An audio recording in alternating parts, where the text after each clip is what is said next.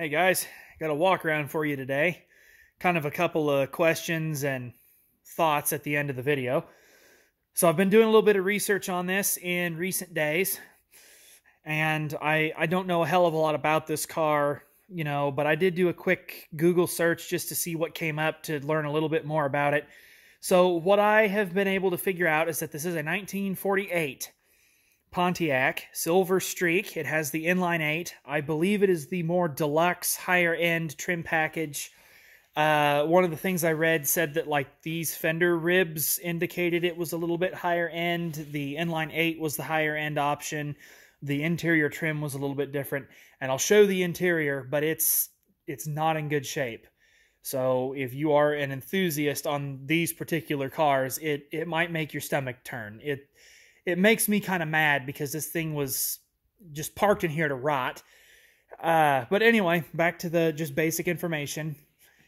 It is also the fastback. We'll get back here so we can get a full panoramic view of it. The thumbnail probably doesn't do it justice, whatever thumbnail I ended up using. It's not a bad looking car, honestly. I'm of the opinion, I'm not really a car guy, but I'm not really of the opinion that cars in the 50s were all that attractive because they went kind of to obnoxious levels with the chrome.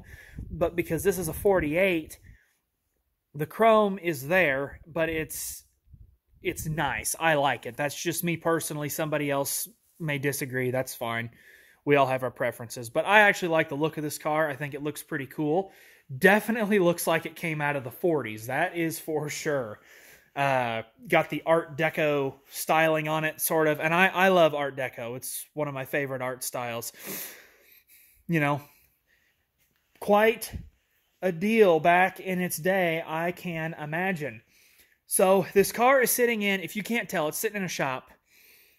And the reason it's in here is, I know how this is going to sound. Believe me, I had no hand in it. But this car was used, and then when it wasn't used, it was parked in here and left. And that was probably 60 years ago. I don't know exactly when it was parked in here. But yeah, it's been in here for a long time, decades. And so you can kind of imagine in your head the toll that rodents and other things have taken on it. I mean, the dust is real because, this is southern Kansas, so we have all the red dirt. There is some rust on this. This car was used, so it's definitely got some rust on it, but the body's not, like, rotted, I don't believe. Most everything's here. I can only imagine this would be somebody's, like, dream find if they were looking for something to restore a body that didn't need a hell of a lot of Bondo and, metal repair. This would be a good candidate for that. But the biggest issue with it, other than the fact that it's in the shop in the way, is that it's trashed. Yeah. So, believe me, freaking door's shut, though. How about that? Believe me, I'm not happy about that. It really does irritate me, and that's putting it very kindly. This thing could have been used, and it wasn't. It was just parked in here and left to rot. That is a theme on this farm. It is not a theme that the present owner-operators are continuing. I can assure you of that. We are working very hard to clean this place up and get things into working condition so that we can actually do stuff. And that's part of the reason we're working on getting the shop cleaned up. And this car is the last piece of that puzzle. So I'll show the engine here. The hood's a little hard to open one-handed. There it goes. That spring kicks in a little bit.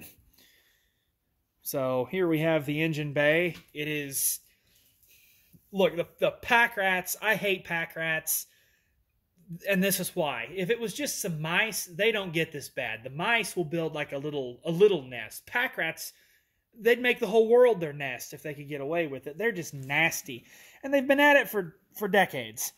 So, we got that going for them. The thing with this car is, it's coming out of here because we need the shop, right, to actually function as a shop. But the other deal is, I am not sure if I want to keep this and restore it or send it off to somebody else where they can restore it or, somewhere along the line they give it to somebody that'll restore it. Whatever. It's not going to a scrapyard. We don't need to worry about that conversation. That's not even an option. It will not go to a scrapyard. If I have anything to say about it, I'll keep it away from junk men and scrapyards everywhere.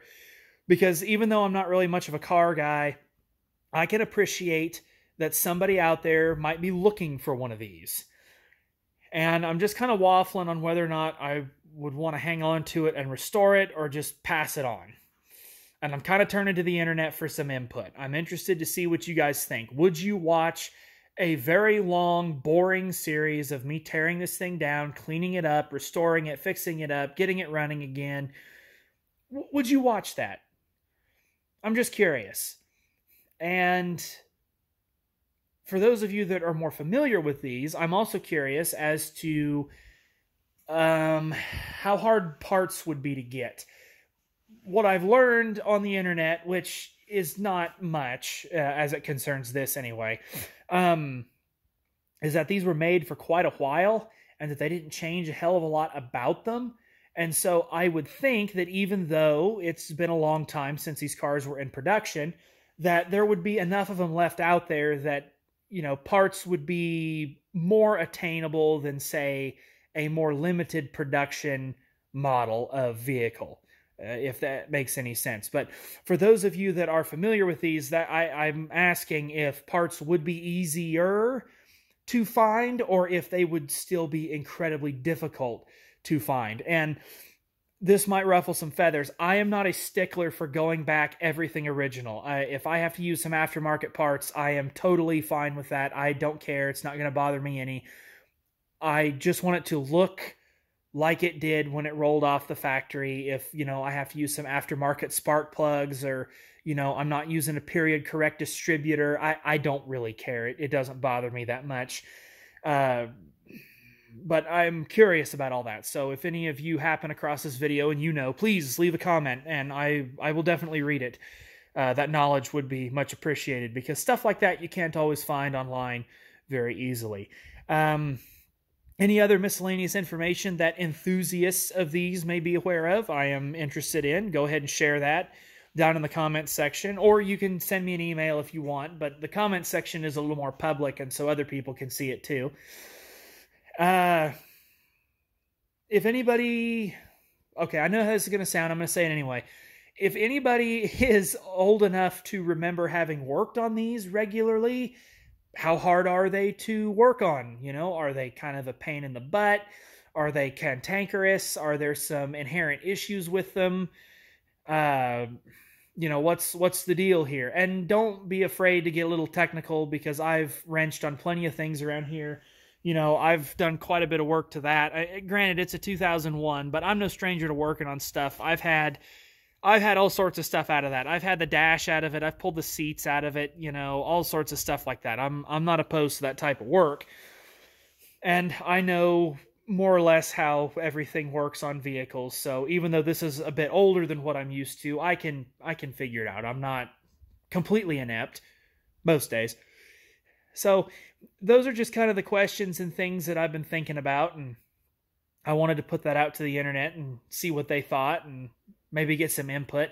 If I do decide, here's my dilemma. If I decide to keep this, I can always change my mind and pass it on later, right? But if I get rid of it, I can't get it back.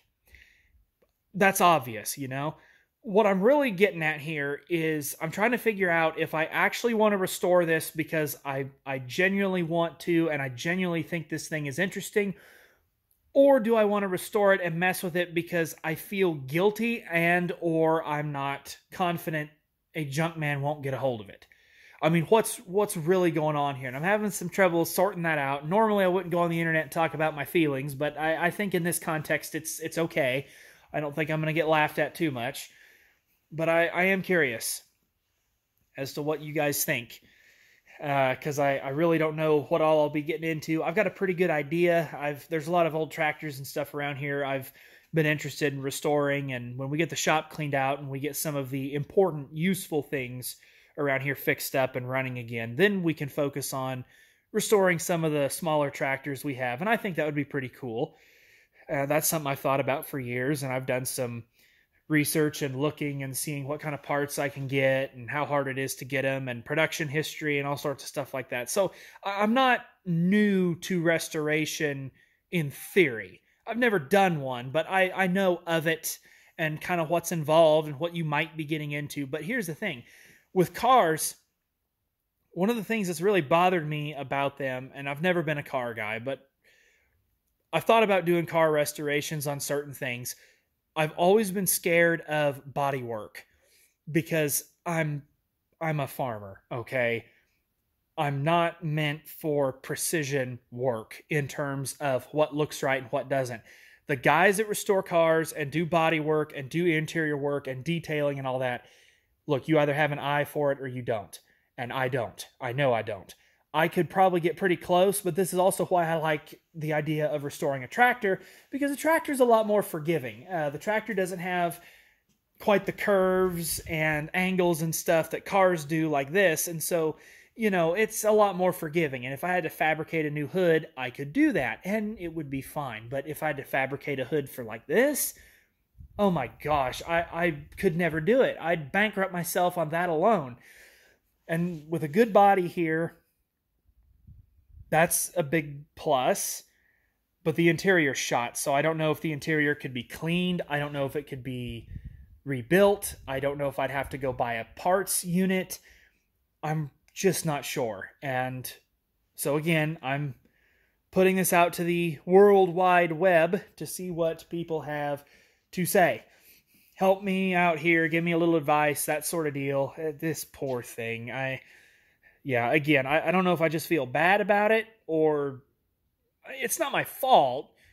It's just I don't know if I feel bad and I want to see it run again and it's guilt, or if it's like genuine interest.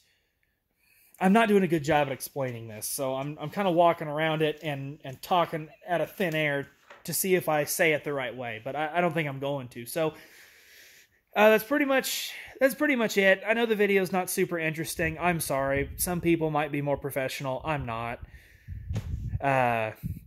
Regardless of what happens, this is coming out of the shop. It's not going away immediately. I mean, this isn't like time sensitive, but it is going to get put somewhere where we don't have to walk around it and look at it all the time. And it will be nice to have it out of the shop. I'm very excited to have this shop usable for the first time in decades. So anyway, I appreciate you guys stopping by. For those of you that do subscribe to the channel and are following along, as you might be able to tell, the shop cleanout project is going very well. I'm putting together episode 6 right now.